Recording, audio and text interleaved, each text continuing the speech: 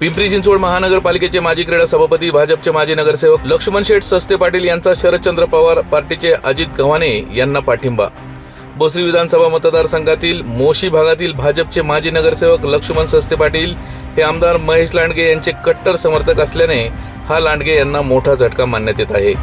काही दिवसांवरती विधानसभा निवडणुका येऊन ठेपल्या आहेत. अशातच भोसरी विधानसभा मतदारसंघामध्ये रोज नवनवीन घडामोडी घडताना दिसत आहेत.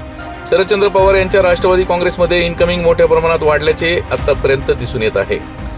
भोसरी विधानसभा मतदारसंघातून उमेदवारीसाठी प्रबळ दावेदार मानले जाणारे अजित गव्हाणे यांनी प्रचारात आघाडी घेतली असून त्यांच्या कामाच्या पद्धतीवर व विकास कामांवर प्रभावित होऊन अनेक भाजपचे माजी नगरसेवक त्यांना उघडपणे समर्थन देताना दिसत आहेत. याचाच एक भाग म्हणून मोशी भागातील भाजपचे माजी नगरसेवक लक्ष्मण सस्ते पाटील हे थेट आज अजित गव्हाणे यांच्या प्रचारामध्ये सक्रिय झाल्याचे पाहायला मिळाले.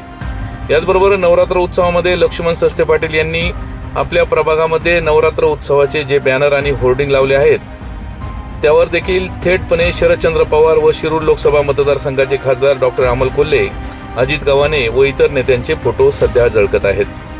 त्यामुळे लवकरच सस्ते पाटील यांचा शरदचंद्र पवार यांच्या राष्ट्रवादी काँग्रेसमध्ये प्रवेश होणार हे मात्र निश्चित झालंय.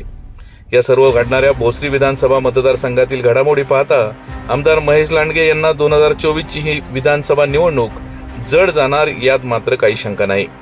मागील 10 वर्षात भोसरी विधानसभेचे भाजपचे आमदार महेश लांडगे यांचा नाकर्तेपणा आणि त्यांनी केलेला भ्रष्टाचार याचे पितळ उघड करत अजित गव्हाणे यांच्या कार्यकर्त्यांकडून भोसरी विधानसभा मतदारसंघामध्ये बॅनरबाजी होताना दिसत आहे.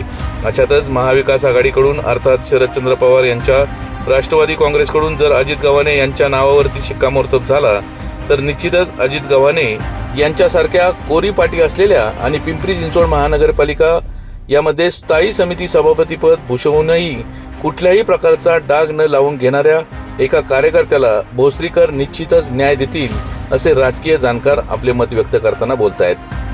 ब्युरो रिपोर्ट, आपला आवाज, पिंपरी चिंचवड.